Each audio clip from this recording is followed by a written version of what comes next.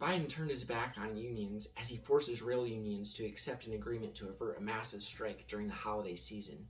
However, the agreement is still leaving many railroad workers discontented as their needs get ignored.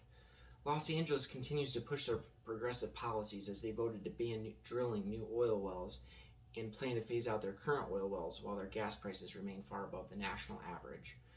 The American economy remains resilient as the GDP rate grew at a 2.9% annualized rate last quarter. All the while, a record number of shoppers went out over the Thanksgiving weekend despite inflation, and the IRS will require Venmo and other cash transfer applications to report transactions of $600 or more to the IRS this upcoming tax season. I'm Philip Strickland, and this is the Philip Strickland Show. Today's show is sponsored by Microeconomics Tumblers. What is a Microeconomics tumbler?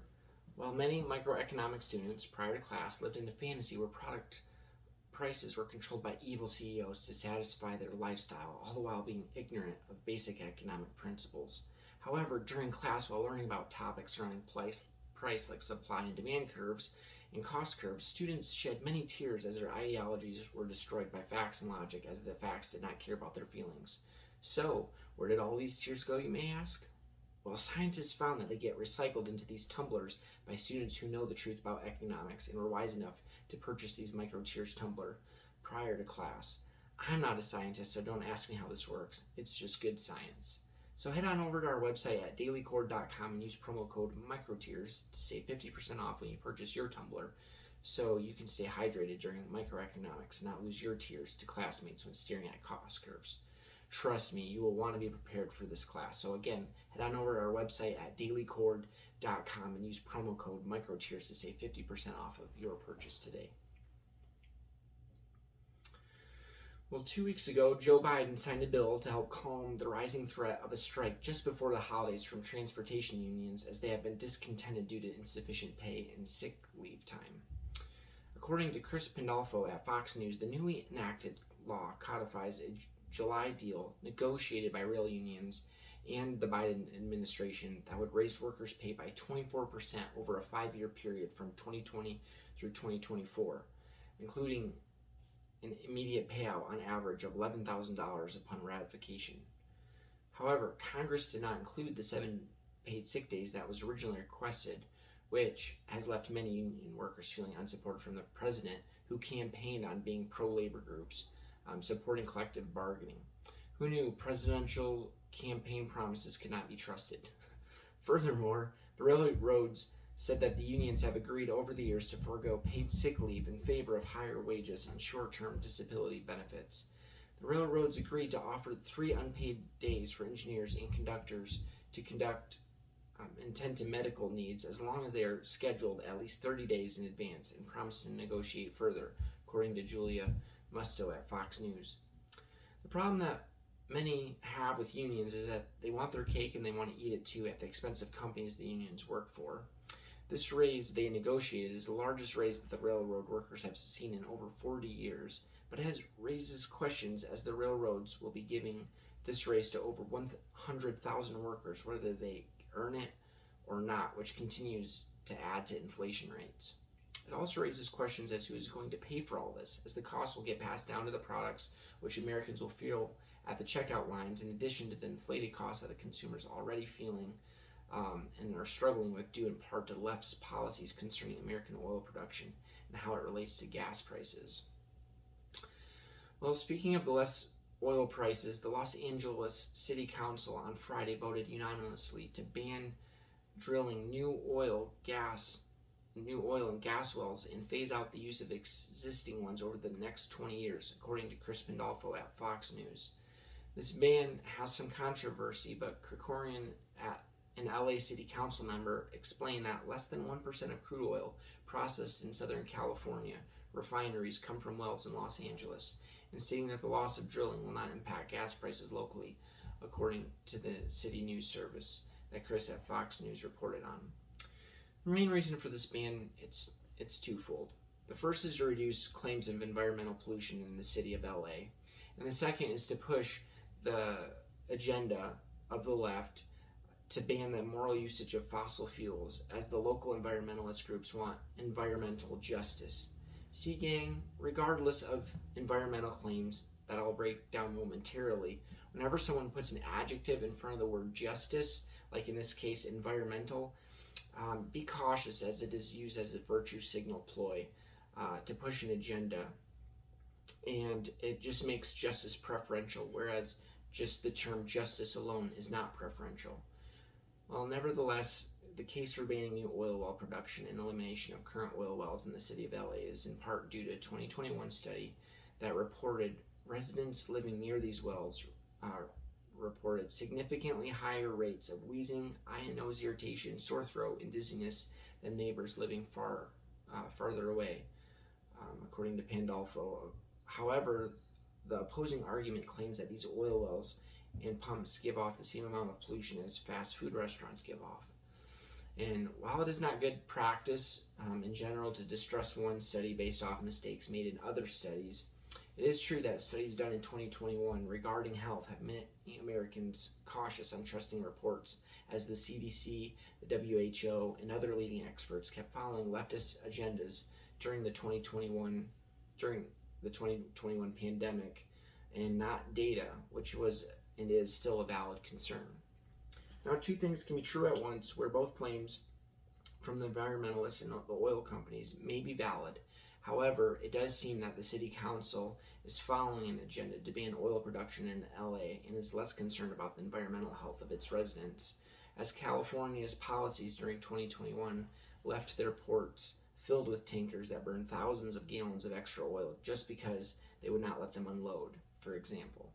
Even current policies from President Biden have caused the U.S. to rely more heavily on foreign oil from countries that have little to no regulation on pollution to reduce the U.S.'s carbon footprint by outsourcing its U.S. pollution. However, not only is America outsourcing its carbon footprint, America is also increasing the global footprint, all the while making life for Americans increasingly difficult, as gas prices have increased upwards of 50% since Biden took office. Which brings us to our next topic of how we are in a yes but economy, according to Christine Romans at CNN. But first, I need to give a shout out to our host today, Klamath Community College, as they have made this episode possible. I also want to give a shout out to my wife, as she made today's show possible with performing the background studio work. And I also want to give a shout out to my main listener, my professor. So let's pray she enjoys it and finds that it fulfills all of her requirements, as my grade depends on it, which may in part impact my microeconomics upon graduation. So meanwhile, despite the United States economic recession earlier this year, as the first two quarters had a negative GDP growth, the United States just released the third quarter GDP results, and they came in at a 2.9% annualized growth rate this last quarter.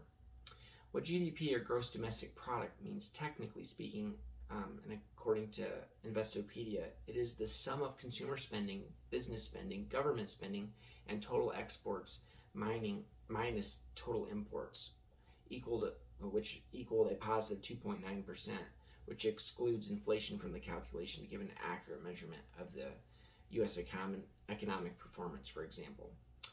And just to give you some more perspective, the largest GDP growth rate year to date was in Q4 of 2021 at a growth rate of 7%, and the lowest growth rate was a negative 1.6%. So our economy is starting to head back into the right direction. However, though, this is just one narrow metric looking at the health of the economy, as it is mainly based off spending, which can be artificially inflated. So America will have to wait and see what Q4 holds as we finish out this year. Meanwhile, Americans seem to still be spending their money this holiday season, as a record 196 million Americans went shopping over the Thanksgiving weekend, according to Christine Romans at CNN. This makes sense, as wages are trending upwards, but they are not keeping up with inflation, which kind of confuses people, as their income is increasing while it is silently being stolen at the pump and at the store. So Christine, in her article, The Yes But Economy, yes, we're worried about recession, but the economy remains resilient, goes on to state, yes, the economy is strong, but it comes with a lot of caveats. Well, the largest of which is that our dollar is still inflated. However, PCE price index is showing that inflation rates may be cooling down. Unfortunately, inflation is not like an unpredictable storm that comes out of nowhere, like COVID, but it is in fact very predictable and is due to printing more money than the economic value of our economy can account for, which this current administration has done unapologetically and almost seemingly ignorantly. So will inflation continue to cool off? It remains to be seen, as the current administration's policies did not correlate government spending with inflation at the start of Biden's term as president, and his current policies do not seem promising, as the U.S. government has spent $6.27 trillion in the 2022 fiscal year, which is equivalent to 19% of our national debt. Well, speaking of our current administration, the Democrats passed the American Rescue Plan back in March of this year that requires third-party payment processors like Venmo or PayPal to report a user's business transaction to the IRS if they exceed $600 for the year, as Megan Henney at Fox News reported. According to the IRS, if a small business owner receives payments of $600 or more through Venmo, for example, the IRS will now require that person to record it on their taxes this upcoming tax season. To be clear, this is only for payments received, meaning that using Venmo or PayPal to send a loved one a gift, pay your roommate rent, or reimburse a friend for dinner will be excluded, as stated by Megan Henney. This new requirement also excludes individuals who sold personal items at a loss. So if an individual bought an $800 couch and sold it for $700, that person would be excluded from having to pay taxes on that $700 received because they sold it at a loss. Now, to be clear, reporting income taxes that meet or exceed $600 has been the federal law, so this change does not affect the tax law. This change only affects these third-party payment processors to generate more paperwork to help the government keep taxpayers honest and to reduce tax evasion. So if you made $600 profit using a third-party cash transfer application, you may be receiving a 1099-K tax form in the mail. And I suspect that there will be a lot of misdocumentation, as how will Venmo know if someone sold a personal item at a loss, right? So either way, filing taxes is trickier each and every year, and if you or your loved one owns a business, I recommend finding a local tax professional to help those file their taxes. This concludes this segment of the Philip Strickland Show. Thank you for watching, and for more, head on over to our website at thedailycord.com, where you can become an annual subscriber and pick up your Micro Tears tumbler today. If you enjoyed this video, please smash and destroy the like button and subscribe, because when you do, you help some poor econ student get unstuck from the fantasy that is holding them back in class and in life. Don't ask me how this works. It's just science.